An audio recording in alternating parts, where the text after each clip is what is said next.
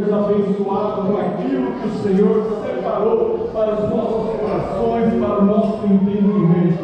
Continua enchendo o teu povo da sua unção, que o Espírito Santo continue derramando em nossos corações, e que a tua palavra, Senhor, seja transformadora, e que possamos nos alimentar com alegria, nos alimentar, Senhor, gerando uma mudança tremenda, não só para nós, mas para aqueles que estão ao nosso redor. Que o Senhor nos abençoe com uma palavra santificada, vinda dos céus, que toda a honra, toda a glória seja tua, Senhor, mas que sejamos vasos vazios de nós mesmos para receber da tua palavra. Eis-me aqui, Espírito Santo, nada tenho, que seja meu, que seja teu, que seja tua a palavra, teu o louvor, que seja tua a intenção de esse povo receber, e que eu possa ser usado como vaso para a tua glória. Nós te amamos, Senhor, nós te amamos, e por isso estamos aqui neste lugar. Louvado seja o seu nome, oramos em nome do Senhor Jesus. Amém.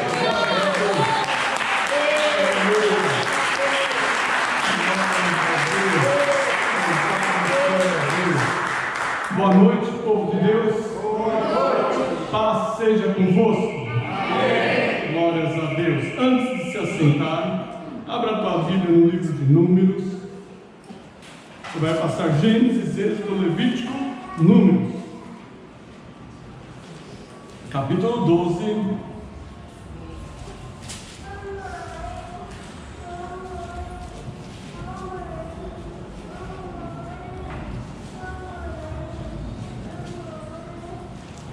Versículo 6 até o 8. Gênesis, Êxodo, Levítico, Números, capítulo 12, versículo 6 a 8. Os que acharam, diga amém. Amém. Amém, forte. Glória a Deus. E disse ele: ouvi agora as minhas palavras. Se entre vós há profeta, eu, o Senhor, em visão a ele farei conhecer, ou em sonhos falarei com ele. Não é assim com o meu servo Moisés, que é fiel em toda a minha casa? Aliás, não é assim com o meu servo Moisés, que é fiel em toda a minha casa. Face a face falo com ele, às claras e não por figuras. Ele contempla a semelhança do Senhor. Porque, pois, não temeste falar contra o meu servo Moisés? Amém. Até aí podemos assentar. Glórias a Deus por você que está nesta casa de oração hoje.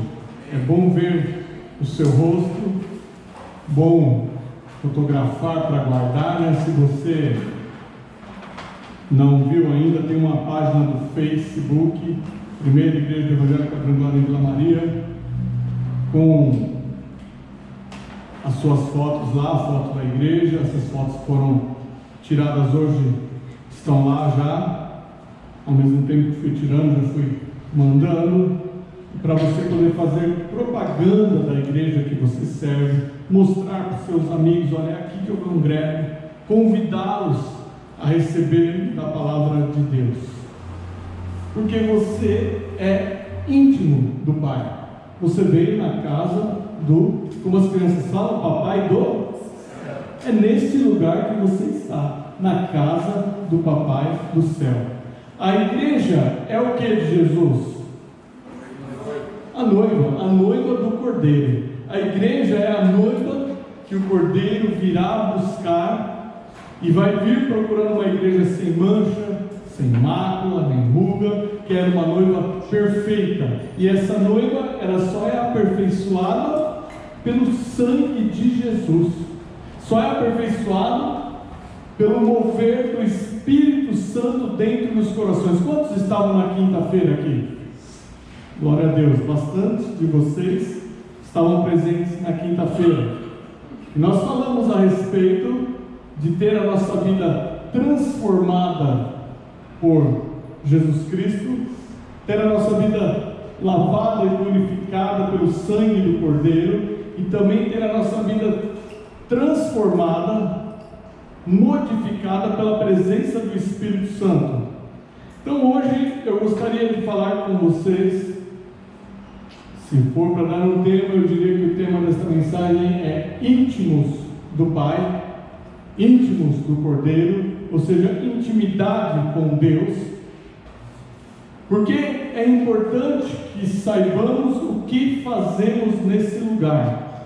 E essa é mais uma mensagem daquela sequência que será abordada em estudo posterior, mas daquela sequência que já estamos dando aqui, de vida cristã, ou vivência cristã, conforme uma das apostilas do Instituto Teológico Quadrangular, e tem uma apostila muito rica chamada Vivência Cristã.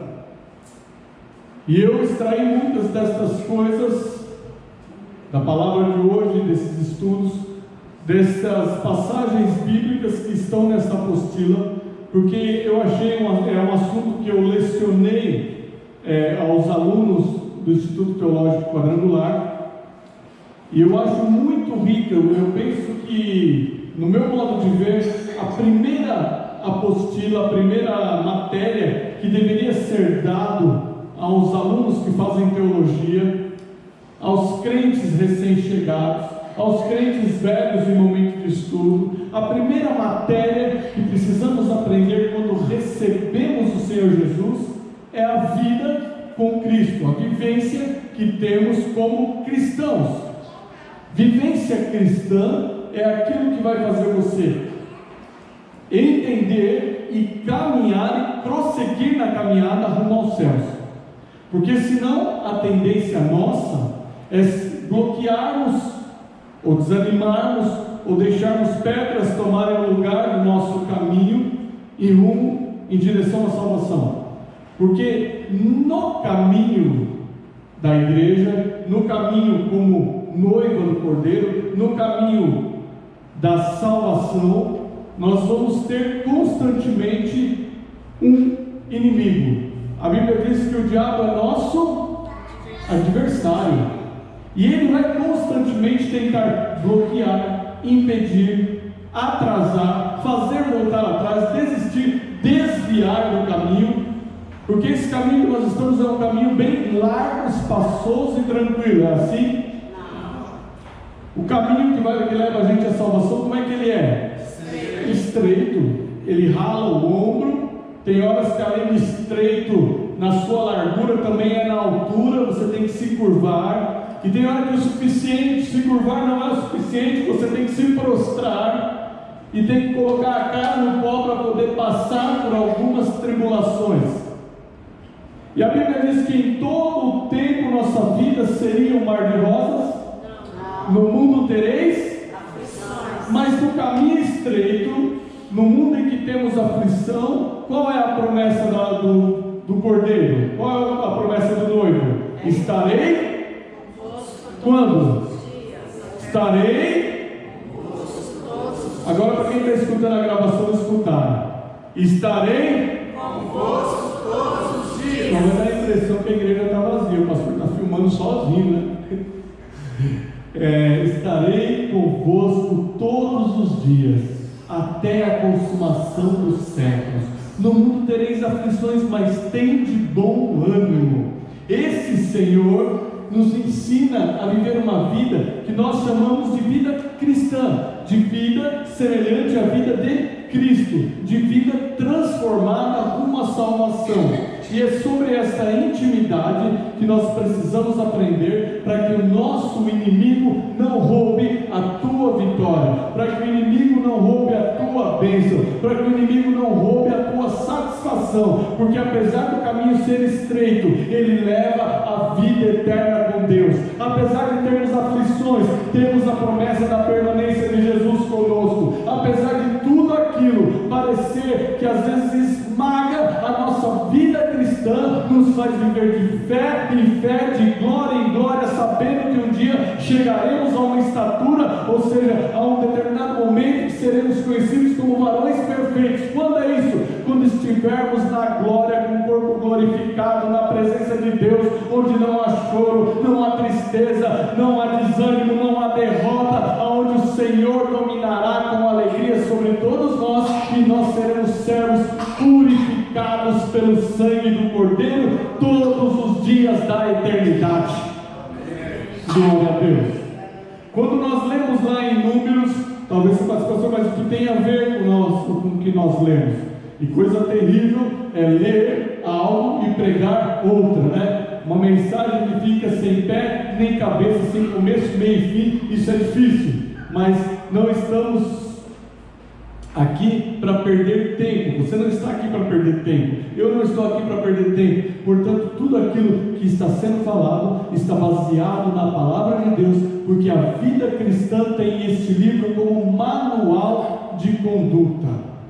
Quando Arão e Miriam se levantaram contra Moisés, eles fizeram isso, eles foram questionar o líder, questionaram a situação do líder. Quando eles estavam lá a caminho da terra prometida, eles fizeram um questionamento dizendo assim: Deus não fala por meio de Moisés só, Ele fala também por meio de nós.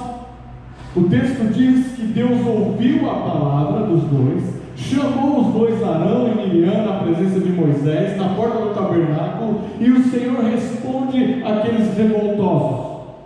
Eles pagaram o preço. Depois o Senhor, pela sua misericórdia, tira a lepra que vem sobre eles, mas eles pagaram o preço por ter se levantado contra a liderança, dizendo: Deus fala por meio de nós também. Mas o que eu quero que vocês entendam é o que nós lemos. Então Deus disse: ouvi agora as minhas palavras, se entre vós houver profeta, eu, o Senhor, a ele me farei conhecer em visão, e em sonhos falarei com ele. Veja que aí havia um tipo de intimidade, que foi o que nós lemos. Se entre vós houver profetas, eu, o Senhor, falarei com ele, e o farei conhecer em visão. Eu farei me conhecer em visão, e em sonhos falarei com ele. Esse é um tipo de intimidade com Deus. Você é profeta, então se você for realmente, eu vou falar contigo em sonho, eu vou falar contigo em visão. Mas o Senhor continua: mas não é assim com o meu servo Moisés. Ele é fiel em toda a minha casa, boca a boca falo com ele claramente, não em enigmas. Olha que Deus está dizendo assim, ó: com os profetas eu vou falar em sonhos, mas com Moisés não funciona assim. Com Moisés eu falo com ele cara a cara, eu não falo nos enigmas para falar com Moisés. Esse era um outro tipo de intimidade. Veja que se falamos: você quer ouvir a voz de Deus em sonhos? Você vai dizer: eu quero, amém. Você quer que o Senhor fale? Quero que Deus fale comigo. Mas aí já não era mais essa mesma questão para os dois. Para Moisés e para Deus falar: se houver profetas eu vou falar dessa forma. Deus estava dizendo assim: com Moisés existe um nível de relacionamento diferenciado. Eu falo com ele boca a boca. O que Deus estava dizendo? Eu falo com ele, ele me responde, nós conversamos. Eu não preciso mostrar para Moisés um sonho e ele interpretar esse sonho. Não, eu vou direto ao assunto com Moisés. Eu já falo o que tem que ser falado e ele me responde aquilo que ele acha que eu mereço ouvir. Era esse o tratamento. Diz assim: mas não é assim com o meu servo Moisés, que ele é fiel em toda a minha casa, boca a boca falo com ele claramente, não em enigmas, pois ele contempla a forma do Senhor. Por que, pois, não temesses falar contra o meu servo Moisés? E Deus ainda joga uma questão: por que vocês não tiveram medo de falar contra Moisés? E aí vem toda uma questão deles receberem o preço de ter se levantado, e depois o perdão sobre aquela situação, mas esse ainda é um assunto para outro estudo. No momento eu quero me ater a esta parte dizendo assim: existem níveis diferenciados de intimidade. Dentro dessa diferenciação você pode pensar que as duas são agradáveis. O Senhor falar com você em sonhos é legal. Se eu falar com vocês e vocês ouvirem a voz de Deus, nós ouvirmos a voz de Deus, é bacana. Mas se você for imaginar que Deus vai falar algo em enigma, para você traduzir o que Deus quis dizer com esse sonho, e se Deus te desse a opção de te dar enigmas, ou de falar com você boca a boca, onde ele pudesse falar e você contemplar a forma dele, ver a Deus, e ele falando com você e você respondendo para ele, qual você preferia? Qual você escolheria, igreja? Boca a boca, face a face. Por quê? Porque isso denota mais intimidade. Hoje você pode falar com os assessores do presidente, ou deputados, ou direto com os deputados, talvez até com o presidente em determinado momento, via WhatsApp. Você pode fazer as suas reclamações por meio eletrônico, mas o que vai mostrar mais intimidade? Se você conversar com alguém importante por mensagem, por e-mail, e se você conversar com essa pessoa pessoalmente, cara a cara, o que demonstra mais intimidade? Cara a cara. E é isso que nós temos que pensar a respeito das coisas de Deus. Existem níveis diferentes de relacionamento, e esses relacionamentos estão ligados à profundidade do conhecimento que você tem com Deus. Se você tem pouco relacionamento com Deus, certamente é mais difícil você se encontrar com Ele cara a cara, você ouvir a voz dele direto. Se você tem pouca intimidade com o Espírito Santo, fica difícil de você discernir a voz de quem você não conhece. Porque se chega uma pessoa estranha na tua casa e chama você pelo nome, você escuta, mas fala assim, não conheço. Ou você abre o portão sem saber quem é. Você abre a tua porta, o portão, só porque chamaram você pelo nome? Porque não existe intimidade. Mas se a tua irmã, o teu cunhado, o teu amigo chega e chama você pelo nome, qual é a tua reação natural? Abrir as portas, abrir o portão. Por quê? Porque você tem intimidade, e conforme você conhece essa pessoa, você conhece a voz dela. Conforme você caminha com ela, você conhece o sotaque dela. Conforme você anda com ela, você conhece o tipo de humor que ela tem. Você já sabe assim, o pastor reagiria desse jeito, já o irmão Sérgio desta forma. O irmão Osvaldo, nessa situação, ele ia rir muito. Por que nós temos esse tipo de pensamento?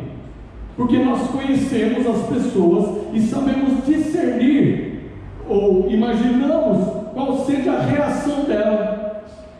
Tem pessoa que você não pode brincar com ela, não tem?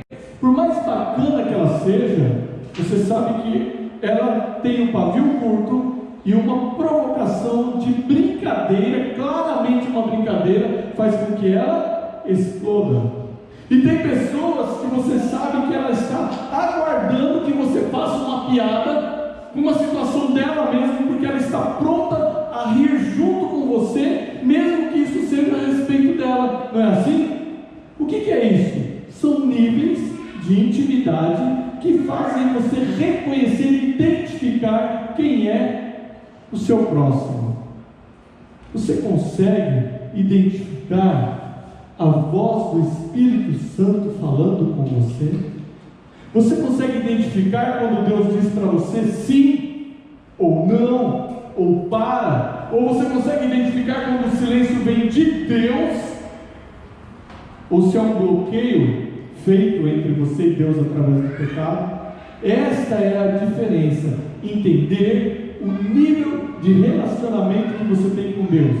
Conhecimento de uma pessoa são as informações que você tem sobre ela, que você ouviu de alguém, talvez parte do que ela te falou. Isso é o conhecimento.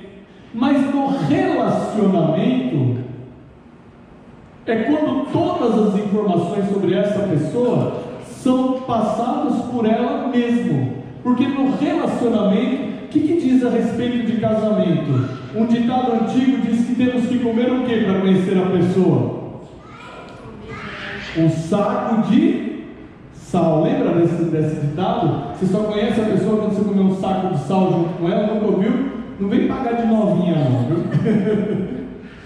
Existe um ditado antigo que fala assim: você só conhece uma pessoa quando você come um saco de sal com ela. Mas o ditado é tão antigo que ele vem da época que o saco de sal eram aqueles sacos de 60 quilos, que eram usados, transportados nos portos, levados para as vendas, quando era vendido por quilo e não por pacotinhos como temos hoje. O que queria dizer esse ditado? Que só convivendo com a pessoa o suficiente para consumir, imagina um casal para consumir 60 quilos de sal, quantos anos leva? Deve levar bastante, não leva não? Quando você convive com a pessoa por muitos anos, você começa então a entender quem é essa pessoa. Isso é relacionamento. É quando a convivência, quando os diálogos, quando o dia a dia faz com que você entenda quem ela é. Você olha para sua esposa ou para sua namorada, você sabe qual vai ser a reação dela ao presente que você comprou? Geralmente, sabe, né? Quando você pisa na bola como marido, como esposa, quebra algo que ela gosta, ou que ele gosta, faz algo, doa algo que ele não quer que você doe, pega uma ferramenta do seu esposo, não faz isso. Pega uma ferramenta do seu esposo e doa sem ele saber, depois fala assim, eu dei porque estava aqui atrapalhando. Qual vai ser a reação dele? Bravo. Mas você sabe que vai ficar bravo porque você o conhece, existe um relacionamento. E tem pessoas que pegariam a mesma ferramenta que eu ia ficar bravo e vai falar assim, eu dei a sua ferramenta porque fulano está precisando. E ele vai falar assim, tudo bem amor. E ela vai falar, eu tinha certeza que você ia compreender. Por quê? Porque existe um relacionamento. No hebraico, existe um termo, um vocábulo chamado iada. Iada diz respeito a uma intimidade da cultura hebraica. Iada está se referindo a uma intimidade profunda, a uma intimidade de casal, a uma intimidade entre quatro paredes. Por exemplo, para descrever o que quer dizer no hebraico, em Gênesis capítulo 4, versículo 1 diz assim, e conheceu Adão a sua mulher Eva, e descreve que eles tiveram filhos. Olha o nível de intimidade, esse conhecer era uma intimidade de relacionamento de todos os tipos, de relacionamento de convivência, de relacionamento íntimo que gera filhos, de relacionamento de viver na mesma casa, no mesmo quarto, no mesmo espaço, todos os dias juntos. Esse relacionamento é conhecer de forma a saber como reage ou como deixa de reagir. Isso é iada, um relacionamento íntimo em todos os sentidos da palavra. Conhecer profundamente. Quando o Senhor Jesus nos escolheu, nós entendemos que nós somos chamados como a noiva do Cordeiro. E qual é o ápice de um noivado? Quando a noiva passa a ser esposa, quando eles passam a compartilhar a mesma casa, quando oficialmente a noiva assina o sobrenome do noivo. Isso é iada, um relacionamento íntimo, desejado, entrelaçado, onde ambos se tornam um em seus desejos, e não só falando em uma só carne, mas daí o homem passa então a desejar as mesmas coisas, sonhar os mesmos sonhos que a mulher, e a mulher sonhar os mesmos sonhos que ele. Ambos desejam uma casa na praia ou uma casa no campo, ambos desejam ter filhos, ambos desejam criar nesse estilo de vida, ambos sonham como será o futuro. O que é isso? Iada. É quando o relacionamento faz que se conheçam mutuamente, sabendo até mesmo o que ele gosta ou o que ele não gosta, o que ela gosta ou o que ela não gosta. E com Deus, como vamos saber o que Deus gosta e o que Ele não gosta, se não conhecermos as suas palavras? Como vamos ter vida cristã, andar como Cristo, se não formos a noiva de Cristo. E esse momento de intimidade, veja que o Senhor chamou para sermos a noiva, e Ele disse assim: olha, convém que eu vá para que o Espírito Santo venha, mas vou vos preparar lugar, morada. Quando o Senhor fala, vou vos preparar morada, Ele está dizendo assim: eu estou pronto a preparar uma casa para estarmos juntos. Esse é ou não é o ápice de um relacionamento? Quando o noivo diz para a noiva que eles desejam morar na mesma casa. E qual é o convite que Deus nos fez? Para irmos morar no céu. Então isso é o desejo que o Iada se cumpra na nossa vida de forma real, mas para isso temos que entender e ouvir a voz do noivo. Porque se chegar lá o inimigo falando assim: ei, abre a porta, e você abrir sem saber que é o inimigo, ele vai entrar e vai fazer 3 coisas que a palavra diz que é: matar, roubar, destruir. Agora com o som, que foi só mímica: matar, roubar, destruir. Entende? Porque muitas vezes o inimigo fala assim: ei, abre aí, sou a esperança, sou Jesus. Ou os falsos profetas, falsos cristos não vão surgir? Sim ou não? Sim. A Bíblia diz. Ele vai bater e vai falar assim: abre, eu sou a razão, abre o teu coração, porque eu vou te mostrar que você está certo, pisa mesmo, fala mesmo, porque você está certo. E se você não tiver um relacionamento íntimo com o noivo, você não vai compreender o que a palavra de Deus diz. Porque a Bíblia diz que o pecado jaz à porta. Cumpre a ti, mas cumpre a ti dominá-lo. É Bíblia.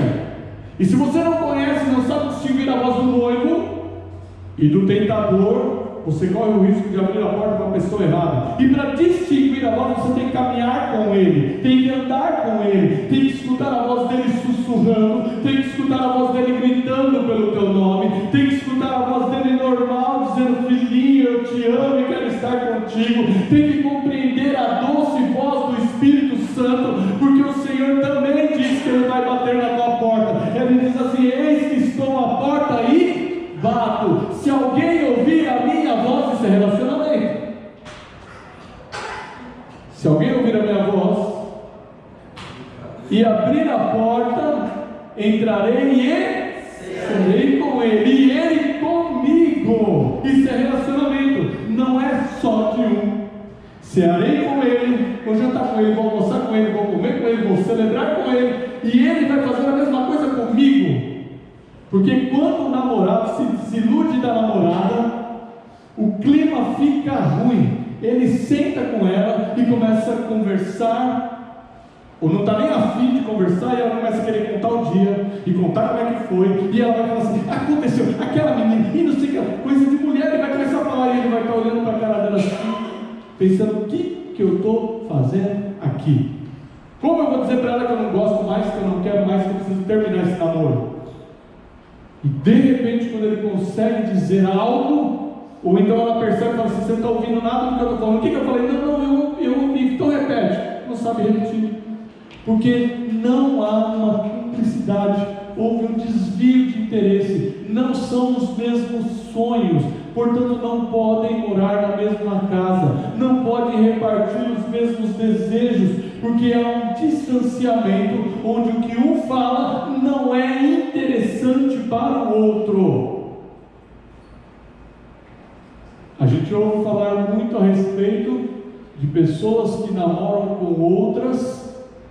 A gente ouve exemplos de jogadores de futebol, de artistas, de uma pessoa muito feia, tem uma tampa para ele, mas ninguém acredita que é aquela tampa que apareceu, porque ele é muito feio, fala muito errado, não tinha vida social nenhuma, mas de repente ele despontou no futebol e ganhou muito dinheiro, e a esposa dele, que conheceu ele de um dia para o outro, resolveu casar, é maravilhosa, fala inglês, fala português, fala espanhol, fala italiano, é modelo internacional, E as pessoas logo dizem: isso é amor? Hã? Não, mas por quê? Uma mulher linda não pode amar um homem feio? Mas qual é a questão? Fica notório a questão do interesse.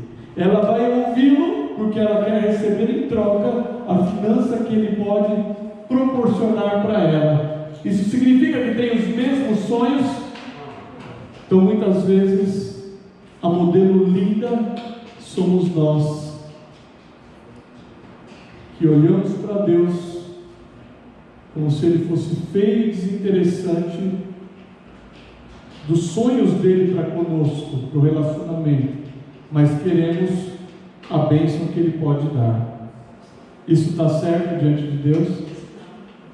Por que muitas vezes o interesse do ser humano é ir atrás da prosperidade, mas não do Deus da prosperidade, ir atrás da cura, mas não do Senhor que cura, porque tem interesses que não é um interesse genuíno de intimidade com Deus. Certamente quando há intimidade, quando há conhecimento, quando há um relacionamento e eu consigo entender a Deus e Deus me entender, não que nós entendamos a magnitude de Deus, mas nós buscamos entender pelo menos, no mínimo, aquilo que Ele deixou registrado de quem Ele é, o que Ele gosta, o que Ele reprova, o que Ele espera que façamos. No mínimo, como casais interessados no Cordeiro, temos que ter essas palavras no nosso coração, dizendo: Senhor, é assim que o Senhor quer que eu cozinhe, é isso que o Senhor quer que eu fale, é esse tipo de carinho que o Senhor gosta, é esse tipo de relacionamento que o Senhor espera. Quando eu chegar na igreja, o Senhor quer ouvir a minha voz te adorando, cantando, exaltando. É esse o prato que o Senhor quer que eu te ofereça, porque a esposa quer saber, quando ela ama, ela prefere qual é o doce preferido dele, qual é o sabor que ele mais gosta,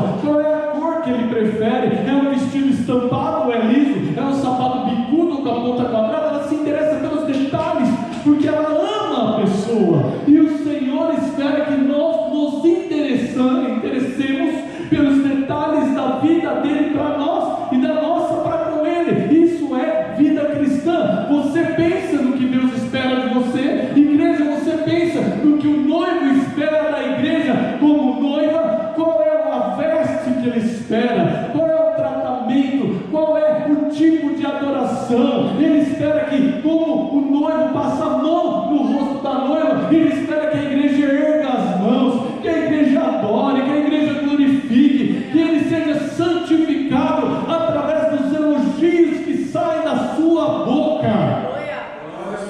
Qual a mulher que não gosta de flores, de elogio, de presente? Qual o homem que não gosta de se sentir amado, de se sentir bem recebido? Isso é intimidade, é iada.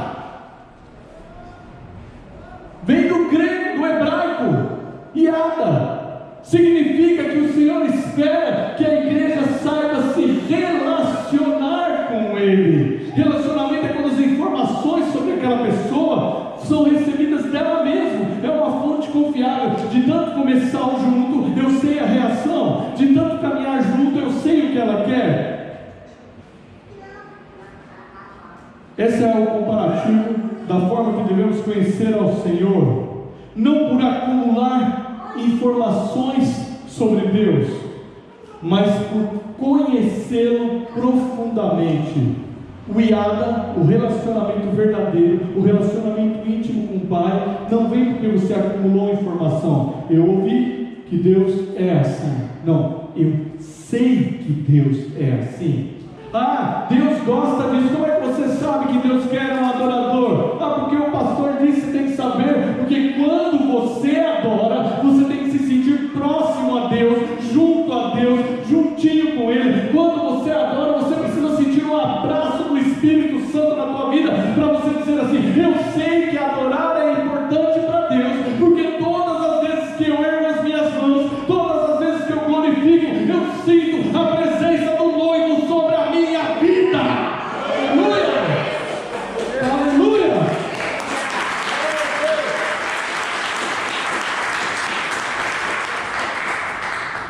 Oséias capítulo 6, versículo 3 diz assim: conheçamos e prossigamos em conhecer ao Senhor. Conheçamos e prossigamos em conhecer o Senhor. Este é o momento que há uma divisão. E às vezes você conhece ao Senhor, as pessoas conhecem ao Senhor e estacionam no prosseguir. Porque tá bom, alguns vêm e dizem: eu quero o Senhor, eu recebo o Senhor, transforma, Senhor, abençoa, Senhor, me dá, Senhor, me cura, Senhor. E Deus, com sua infinita sabedoria, mesmo vendo que ele não sabe orar, me dá, Senhor, faz Senhor, você me dá, Senhor, repetindo o Senhor 300 vezes na mesma oração. O Senhor pega e cura. E eu pergunto: muitos desses que são curados, ou são abençoados com a prosperidade, ou recebem o carro que pediram, a bênção que pediram, eles prosseguem no conhecimento? Não. No próximo culto, o carro levou ele para a praia e nunca mais trouxe de volta. No próximo culto, cadê o irmãozinho? Não precisa mais, já foi curado. Por isso a palavra de Deus diz: conheçamos e prossigamos. Mas nesse mesmo capítulo, no versículo 6 de Oséias 6, 3, depois Oséias 6, 6, diz assim: pois misericórdia quero e não sacrifício, o conhecimento de Deus mais do que holocaustos. E sabe quando as pessoas se apegam a Deus? Diz que quer misericórdia e não sacrifício, misericórdia quer e não sacrifício. Daí ele fala que sacrifício é vir à casa de Deus todos os dias. E outro fala: não preciso ofertar e dizimar, porque isso é sacrifício. Ah não, eu não preciso fazer jejum, porque isso é sacrifício. Deus diz que não quer sacrifício. Não é disso que Deus está falando. Deus fala assim: misericórdia quer e não sacrifício. Era um período em que o povo já vivia o que vivem até hoje. Pessoas que falavam assim: olha, Senhor, me ajuda, me abençoa, eu estou aqui, me perdoa. Com um chicote, com 300 pontas, com um monte de osso, se mutilando. Vê lá quando estavam lá diante de Baal, e estava lá o profeta clamando para Deus. Primeiro eles, os profetas de Baal, clamando. E quando eles veem que eles não são atendidos, que não vem fogo para consumir o altar, eles começam a se cortar. Isso era o sacrifício. Eles começavam a mutilar, despejar sangue diante do altar, para ver se o Deus deles faria alguma coisa. Mas quando o homem de Deus clama, o fogo vem do céu e consome pedra, holocausto, madeira, lambe toda a água e vira tudo em pó. As pedras são consumidas pelo fogo que Deus envia. Por quê? Porque o Senhor estava presente e havia intimidade entre o profeta e Deus. Mas não havia entre os profetas de Baal e Baal intimidade suficiente. Eles estavam se sacrificando. E quando a Bíblia diz assim: misericórdia quer e não sacrifício, continua o versículo assim: e o conhecimento de Deus mais do que o holocausto. Esse conhecimento de Deus é intimidade profunda, é nada. Olha, Deus dizendo assim: eu quero misericórdia, não sacrifício tolo, e não sacrifício de sangue, não, eu quero misericórdia. Eu quero que vocês entendam e amem a Deus acima de todas as coisas, amem as pessoas como a vocês mesmos. Isso é misericórdia. Mas ele fala assim: e o conhecimento de Deus. Se você não conhecer a Deus, você não vai ter vida cristã. Se conhecermos a Deus, vamos caminhar com Deus o suficiente para saber o que Ele quer e o que Ele não quer. Isso é vida cristã. Está compreendendo até aí? Amém?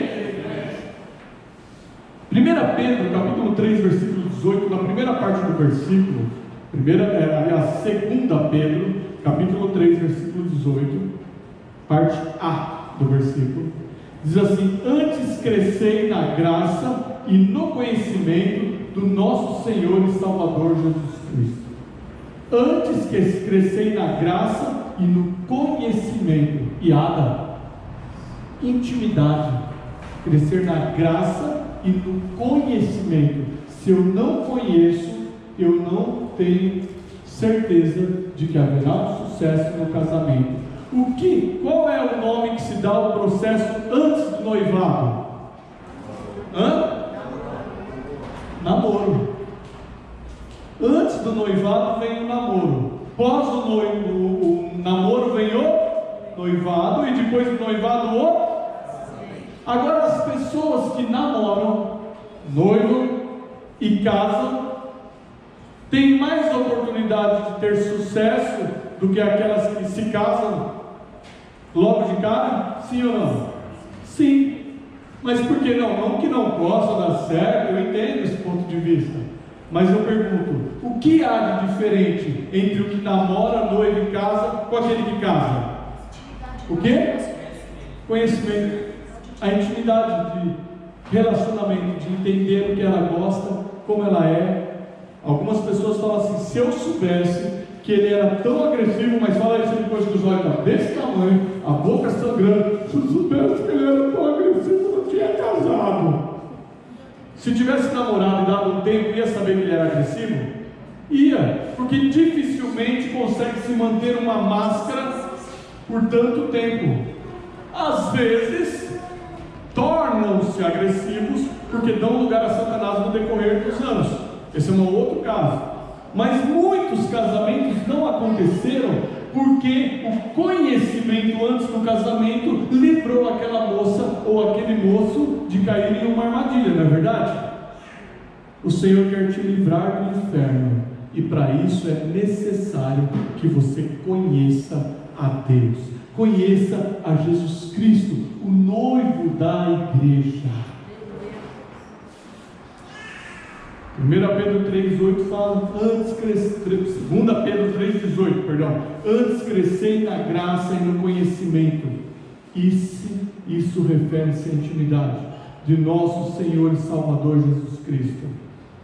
É um ato contínuo, crescer na graça, crescer no conhecimento, desenvolver intimidade, conversar com o noivo, ouvir a sua voz. Marido, é legal uma esposa que fala o tempo inteiro e não te ouve? É legal? Sim ou não? Não, porque você também quer falar, não é isso? Apesar que ela pode falar 3 vezes mais, você tem que ter um cantinho, um momento que você possa falar. Hã? Mulher, você deseja ser ouvida pelo seu marido? Sim. Você gosta quando ele divide a atenção sua com a televisão? Não. Sério? Mas ele consegue fazer as duas coisas ao mesmo tempo, ele consegue? Consegue, não consegue? Eu sei que consegue. Mas quando vocês compreendem aquilo que para uns é confusão, para outros é isso, é motivo de risada. Porque há uma compreensão. Experimenta um casal que nunca se relacionou, se dar em casamento de um dia para o outro, e veja qual vai ser a reação se ele der atenção para ela e para a televisão ao mesmo tempo. Mas quando já namoraram, já sabia que ele era assim, que ele ouviu o que ela estava falando e assistiu o que estava passando ali. Ele viu o gol e escutava o comentário dela, e ele sabia dizer quem fez o gol e o que ela falou. Por quê? Porque há um relacionamento. Agora experimenta casar com alguém sem saber, no primeiro dia você dar atenção para o futebol e para ela. Vai dar encrenca, porque ela não acredita que ele está ouvindo, ela não conhece ele bem. Ela não acredita que ele deu atenção, porque não se conhecem bem. Gente, relacionamento é para ser vivido, e as pessoas querem ter de Deus sem viver o relacionamento. Quantos estão compreendendo? Diga amém. Amém. O Senhor, o relacionamento com o Senhor é o agente que nos transforma, que nos leva para a vida cristã. Conhecer, ter intimidade, o yada, é aquilo que vai levar você para o céu com alegria, sem fazer você sofrer, porque você conhece. Quem conhece não sofre na hora de escolher a cor do presente, porque sabe que ela prefere amarelo, né? Sabe que ela prefere, não sofre. Tem lá 3 buquês de flor, se ele pode escolher entre o branco, o rosa e o amarelo, ele sabe que ela gosta do amarelo, o que ele faz? Escolhe o amarelo, não sofre. Gente, quando vocês conhecem a Deus, você não sofre, porque você sabe o que Ele quer de você, como Ele quer, como você pode presenteá-lo, e Ele também sabe como te presentear. Relacionamento relacionamento é a melhor coisa da vida cristã. Pessoas que andam juntas costumam ter hábitos e comportamentos idênticos, porque eles andam tão juntos que um pensa, e quando ele vai falar, o outro fala primeiro, fala, eu ia dizer isso, não é assim? O filho que entende bem a mãe e o pai sabe o que ela espera dele, o que ele espera do filho. Relacionamento. 2 Coríntios 3,18 diz assim: e todos nós, com o rosto descoberto, refletindo a glória do Senhor, atenção para esse pedaço, somos transformados de glória em glória na mesma imagem, como pelo Espírito do Senhor. Olha, somos transformados na mesma imagem. Lembra lá no livro de Gênesis, capítulo 1, versículo 26, quando o Senhor diz assim: disse Deus, faremos o homem a nossa imagem e semelhança. Faremos o homem a nossa imagem e semelhança.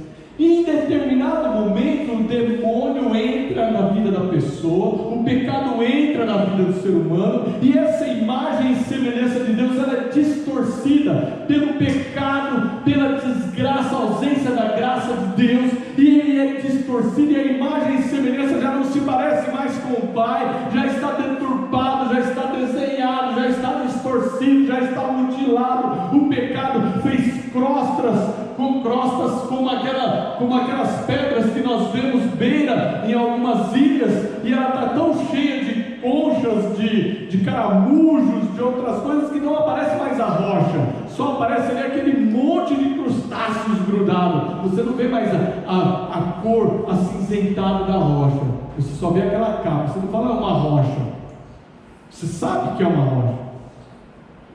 As pessoas sabem que você é ser humano, mas em determinado momento não conhecem, não conseguem reconhecer a semelhança desse ser humano com Deus, porque ele está na sarjeta, drogado, doente, caído, deformado pelo pecado, pelo vício, pela bebida, pelas doenças sexuais, pelas situações adversas, pela tristeza. Pessoas lindas, bonitas, famosas, com dinheiro, em profunda depressão, que você olha, é só a orelha, secou, está o rosto seco, está com aparência ruim, está detonado. Você pode ver quando a pessoa vai secando, parece que fica cabelo e orelha, não aparece mais nada.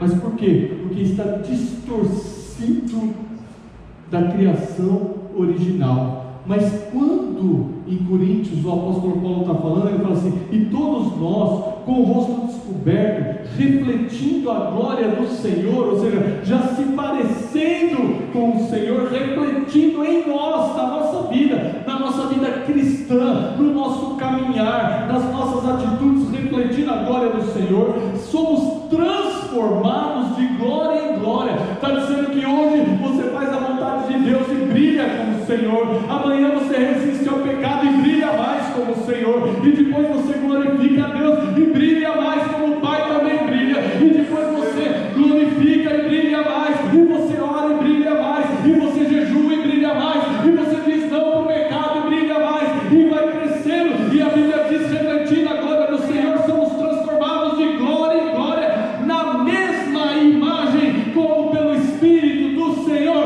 Voltamos à criação, quando Deus disse: façamos o homem a nossa imagem e semelhança. Deus Pai, Deus Filho e Deus Espírito Santo dizendo: vocês se parecem comigo. Aleluia, glória a Deus.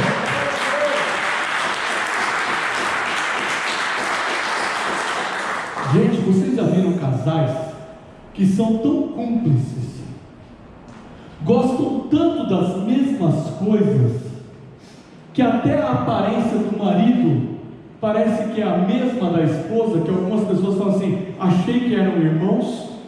Já viu isso? A cumplicidade é tão grande que parece que ele começa a copiar a boca dela e ela copiar a beleza dos olhos dele. É isso que o apóstolo Paulo estava dizendo: andar tanto com Cristo, A vida cristã tão real que quem olha fala: ali vai um cristão, ali vai um crente, ali vai alguém que se parece com Cristo, idênticos como no princípio. Não existe algo de maior valor do que conhecer a Deus intimamente. Filipenses 3,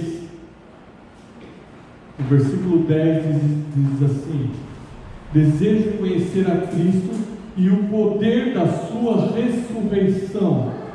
Você consegue entender quando Paulo diz assim: desejo conhecer a Cristo e o poder da sua ressurreição? Porque nós sempre pensamos em conhecer o poder de Deus, mas qual é o poder da ressurreição de Cristo? É o poder de um Deus que se entregou até a morte por nós, mas disse assim: eu morro, mas a morte não me vence, porque quando eu levantar, darei direito a que os outros sejam perdoados, purificados, santificados, e tenham o nome escrito no livro da vida, onde eu vou preparar morada. Esse é o poder da ressurreição, perdão dos pecados e morada na vida eterna com Deus.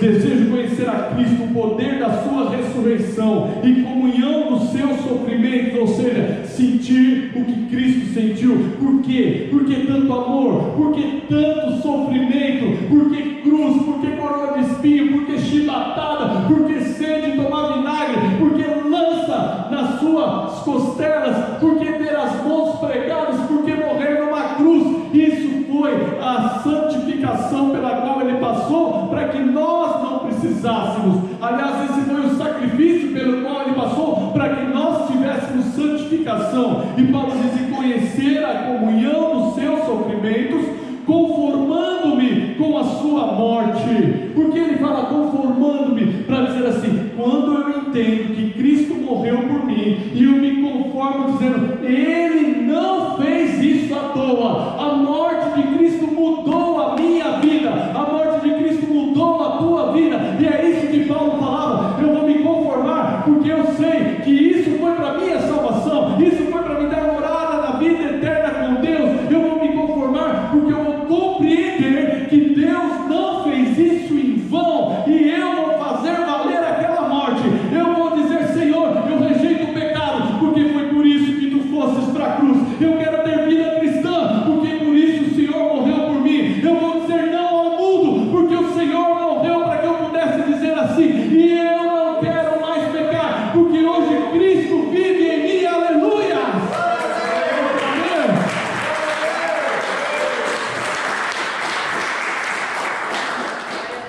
E nós estamos lendo Filipenses 3, versículo 10 e 11, e ele continua assim.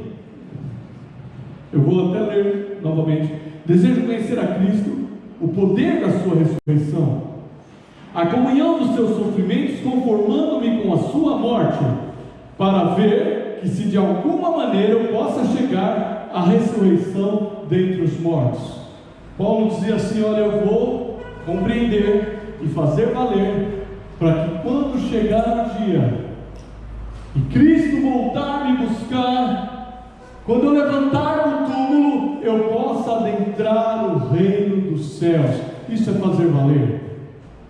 Que a tua passagem neste mundo, ela não pode te levar para o inferno. Você deve se conduzir através da vida cristã para os céus.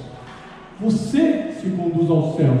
O Senhor te dá um parâmetro, Ele fala como é o caminho, Ele dita as regras, Ele diz sim ou não.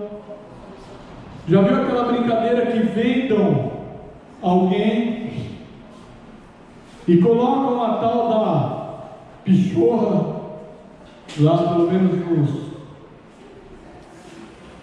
nos mexicanos, creio que sejam os mexicanos, põe a tal da pichorra pendurada dentro, está cheio de bala, e eles roubam aquela pessoa, dá um bastão na mão dela, e ela tem que bater naquele boneco de papel machê lá, e quando esse boneco estourar, ou a estrela, ou a coisa que está pendurada, cai um monte de doce para todo mundo. Só que quando eles rodam, eles saem com o bastão assim, todo mundo sai de perto, porque pode estar lá e ele foi girado. Mas quando a criança não consegue, todo mundo fala assim: para a direita, para a esquerda, vai mais para frente, vai,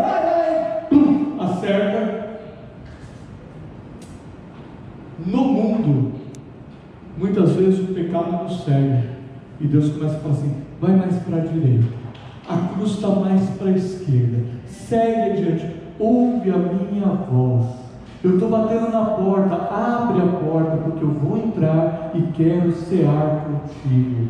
O Senhor te dá a direção no escuro. Depois você entrega o teu coração ao Senhor Jesus, Ele começa a te chamar de noiva, Ele te convida a ir morar com Ele. Você não vive mais na escuridão, mas na luz de Cristo. E Ele fala que por você andar com Ele, e Ele é a luz, você começa a ter a semelhança dEle. Então Ele diz que você também é luz, luz do mundo e sal da terra, porque você começa a adquirir a mesma aparência de Cristo. Isto é vida cristã, vivência cristã.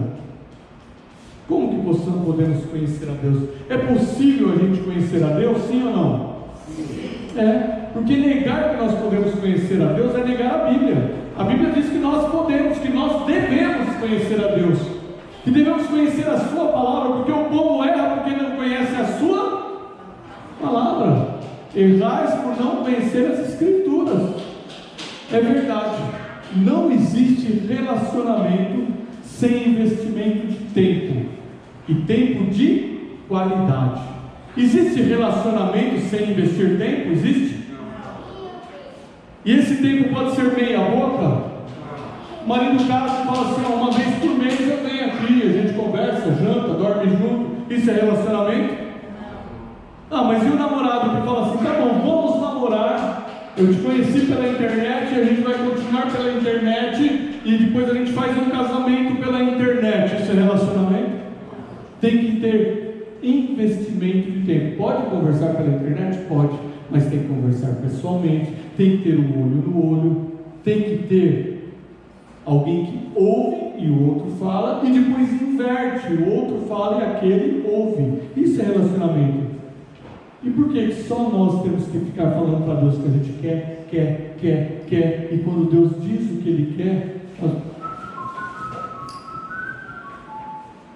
porque às vezes Deus chama você para oração, Deus te chama para a vida santificada, Deus te chama para ser um abençoador, Deus te chama para ser dizimista, ofertante, praticante das obras do Senhor.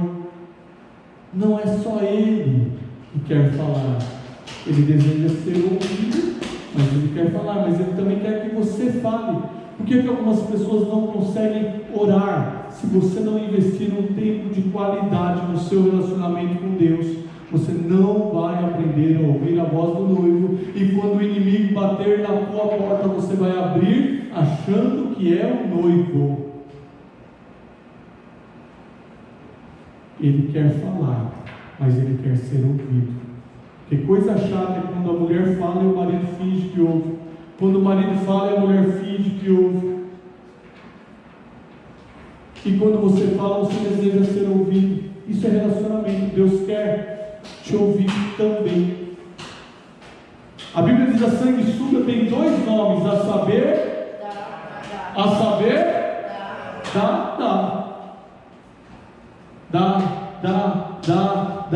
Daí ele fala assim: filho, você pode gastar um tempo da leitura da palavra? Vamos jogar videogame, vamos passear, vamos fazer outra coisa, mas ler não, ler dá sono. Filho, você deseja passar um tempo conversando comigo em oração? Dormindo. Não, vou orar, Senhor. Pai nosso que estás no céu, santificado seja o seu nome. E quando vê, dormiu. Se teu marido, tua esposa, teu namorado, tua namorada dormir no meio da sua conversa todas as vezes que você for falar, você vai acreditar que ele te ama, que ela te ama? Sim ou não? Não. Pode acontecer, né, amor? Pode acontecer, mas não pode ser hábito. Tem que existir qualidade no seu relacionamento. E passando ao final desta palavra, Deus tem falado com você de diversas formas. É difícil você conseguir conversar com alguém se você não se abrir com Ele. Se você não se abrir com Deus, o relacionamento não é verdadeiro. Ele quer saber os teus pecados, confessa a Ele. Ele quer saber as tuas dificuldades. Confessa a Ele. Não tenha vergonha de confessar. Tenha vergonha de permanecer no pecado, mas de confessar não. Papai, eu errei, me perdoa, eu fiz isso. A tua palavra diz que se eu confessar e me arrepender e mudar de vida, o Senhor me perdoa. Ele espera ouvir a tua voz. A palavra de Deus diz: achegai-vos a mim e eu me chegarei a vós. Deus falando. Deus continua procurando você nesse relacionamento. Continua procurando a noiva. 2 Crônicas 16, 9, na primeira parte diz assim: porque quanto ao Senhor, seus olhos passam por toda a terra para se mostrar-se forte a favor daqueles cujo coração é perfeito para com Ele. Ou seja, Deus está olhando todo mundo e procurando a intimidade. Seus olhos querem se mostrar forte aquele que tem o coração perfeito para Ele. Salmos 101, 6. Salmos capítulo 101, versículo 6 diz assim: pois os meus olhos procurarão os fiéis da terra para que habitem comigo. Intimidade, chamando para morar na casa, chamando para morar com Ele, chamando para habitar com Ele. É o ápice do relacionamento. Eu era namorado, me tornei noivo, agora vou me casar, vou morar na mesma casa. É o Senhor. Os meus olhos procurarão os fiéis da terra para que habitem comigo. O que anda no caminho perfeito, este me servirá. O que anda no caminho perfeito, este me servirá. Deus está falando assim: eu estou te chamando para morar comigo. Meus olhos estão te procurando. E eu vou te tratar como alguém forte. Vou ser forte para você. Vou te abençoar. Estou te chamando, vem morar comigo. Porque aquele que anda no caminho perfeito, esse vai me servir. Está dizendo assim: aquele que servir como noiva, aquele que for atencioso, aquele que buscar fazer a minha vontade, esse vai ser digno de morar na minha casa. Louvado seja Deus. Aleluia. Glória a Deus.